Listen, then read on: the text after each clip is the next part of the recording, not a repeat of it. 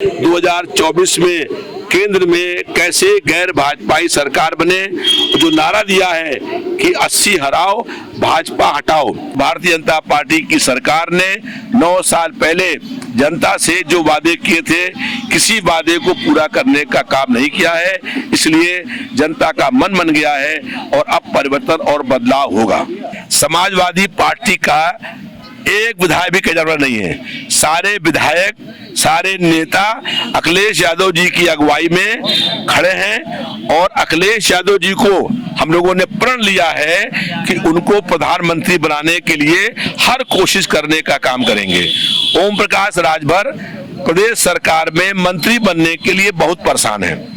उनका बयान भारतीय जनता पार्टी के कार्यालय में टाइप होता है और वो बात बोलते हैं जो भारतीय जनता पार्टी के बोलने की भी हिम्मत नहीं है। 85 सांसद थे उस वक्त, सब लोग जीत गए थे और इंदिरा गांधी चुनाव हार गई थी। वही हाल इस बार भी होने वाला है और भारतीय जनता पार्टी को कहीं कोई एक सीट भी मिलने वाली नहीं है। अगर ये महागठबंधन चुनाव पूरा साल के लड़ेगा तो भारतीय जनता पार्टी को 50 सीट भी नहीं मिलेगी। 2024 के लोकसभा चुनाव से पहले लगातार सभी विपक्ष सक्रिय हो गए हैं। उसी कड़ी में यहाँ समाजवादी पार्टी में एक बड़ी बैठक चली। इस बैठक में क्या कुछ हुआ, हमारे साथ बात करने के लिए मौजूद है लखनऊ से विधायक रविदास मल्होत्रा। सर, बैठक हुई, क्या कुछ बैठक में बातचीत हुई है 2024 में होने वाले लोकसभा चुनाव की तैयारी के लिए समाजवादी पार्टी बहुत गंभीर है और विधानसभा स्तर पर, पोलिंग स्तर पर, बूथ स्तर पर कमेटी बनने का काम चल रहा है और इस संबंध में आज बैठक हुई थी। 2024 में केंद्र में कैसे गैर भाजपाई सरकार बने, जो नारा दिया है कि 80 हराओ भाजपा हटाओ।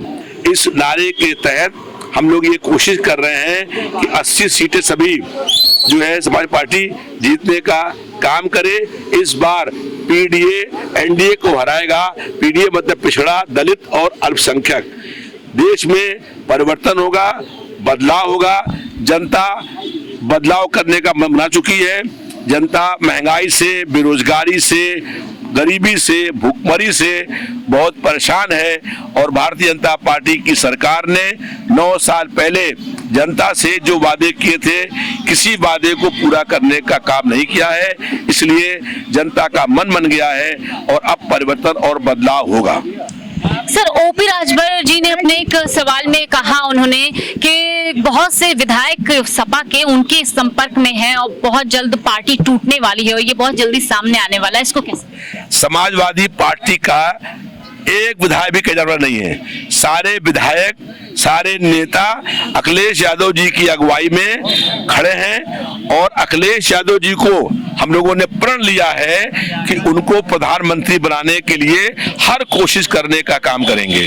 ओम प्रकाश राजभर प्रदेश सरकार में मंत्री बनने के लिए बहुत परेशान है।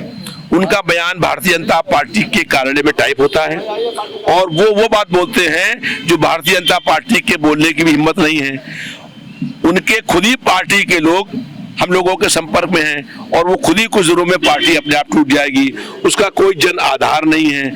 हम लोग ये इसलिए जो है नहीं तोड़ रहे हैं कि जो भारतीय जनता पार्टी के विरोधी वोट हैं उसको बंटवारे को रोकने के लिए गैर भाजपाई दलों को हम लोग एक साथ जोड़ने का काम कर रहे हैं। अरे सर, ओपी राजभर कहते हैं कि कहीं ना कहीं जयंत चौधरी भी अखिलेश यादव से नाराज हैं और अखिलेश यादव से उनके हर विधायक नाराज हैं। इसमें कितनी सच्चाई है? अखिलेश यादव से कोई विधायक नाराज नहीं है। ये लोग झूठ बोलने का काम करते हैं। अगर किसी को बयान देना होगा जयंत चौधरी को तो वो खुद बयान देते। उन्होंने खुद कहा है कि अब अखिलेश यादव जी के साथ खड़े हुए हैं और समाजवादी पार्टी का एक विधायक भी, ओम प्रकाश राजभर नाम बता दें कि एक विधायक भी उनके संपर्क में नाराज है। सारे विधायक अखिलेश यादव जी की अगुवाई में संघर्ष करने का काम कर रहे हैं। हम भारतीय जनता पार्टी के दमन, जुल्म, अन्याय और तानाशाही से सड़क से लेकर के और सदन तक संघर्ष करने का काम करेंगे। हम भारतीय जनता पार्टी के किसी जुल्म और अन्याय से डरने वाले नहीं हैं। आज ईडी और सीबीआई ने अब तक इतने लोग जेल भेजा है, उससे अधिक लोगों को भेज दिया भाजपा में। आज ईडी और सीबीआई का डर दिखा करके जो है वो भारतीय जनता पार्टी कुछ लोगों से बयान दिलाने का काम करती है। कुछ बहुत भ्रष्ट नेता हैं जो ईडी और सीबीआई से इतना डरते हैं कि भारतीय जनता पार्टी जो बयान पकड़ाती है उसी बयान को बोलने लगते हैं। तो इन लोगों का कोई जन आधार नहीं है और समाजवादी पार्टी का सारे विधायक, सारे पूर्व सांसद, पूर्व विधायक, नेता, कार्यकर्ता अखिलेश जी की अगुवाई में एक साथ खड़े हुए हैं। एक विधायक भी कहीं और जाने वाला नहीं है। सर, उत्तर प्रदेश की बात करूं तो कितने विपक्षी दल एकजुट हैं? देखिए, जो भारतीय जनता पार्टी के खिलाफ विपक्षी पार्टियां हैं उन सबको एक मंच पर आना पड़ेगा। जैसे मायावती ने दूरी बना रखी है। अभी देखिए चुनाव, हमने बताया आपसे, चुनाव आते हैं देखिएगा सब दल साथ हो जाएंगे। अभी सीबीआई का और ईडी का बहुत डर दिखा दिया गया है और सीबीआई और ईडी के डर से कोई नेता भारतीय जनता पार्टी के खिलाफ बोलने को तैयार नहीं है और इतना डर गए हैं कि उनको जो है बीजेपी सिक्की बी टीम बन गए हैं। लेकिन जब चुनाव करीब आएगा तो जैसे आपातकाल को याद हो आपको, आज से 48 साल पहले इस देश में आपातकाल लगा था। हम लोग आपातकाल में 20 महीने पूरे जेल के अंदर बंद रहे थे और आपातकाल में यही हालत थी जो आज हालात पैदा हो गई है। लेकिन जब चुनाव आपातकाल के बाद हुए तो इंदिरा गांधी चुनाव खुद हार गई थी और सारी पार्टियां, सारे हम लोगों चुनाव जीत गए थे। 85 सांसद थे उस वक्त, सब लोग जीत गए थे और इंदिरा गांधी चुनाव हार गई थी। वही हाल इस बार भी होने वाला है और भारतीय जनता पार्टी को कहीं कोई एक सीट भी लेने नहीं है। अगर ये महागठबंधन चुनाव पूरा साल के लड़ेगा तो भारतीय जनता पार्टी को 50 सीट भी नहीं मिलेगी और जिस दिन जब एक साथ रैली होगी उसमें अखिलेश यादव जी, ममता बनर्जी जी, अरविंद केजरीवाल जी, भगवंत मान जी, नीतीश कुमार जी, केसीआर, ये सब एक साथ जब मंच पर बोलेंगे तो पूरे प्रदेश और देश में ऐसी हवा चलेगी कि भारतीय जनता पार्टी का सफाया हो जाएगा। सर, बार-बार मीटिंगें हो रही हैं, इस मीटिंगों का खास मकसद क्या है?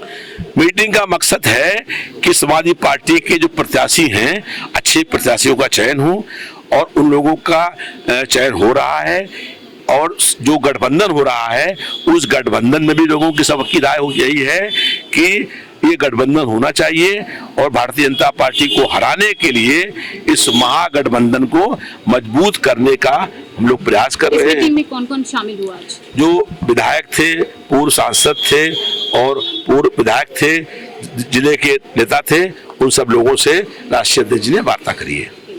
शुक्रिया।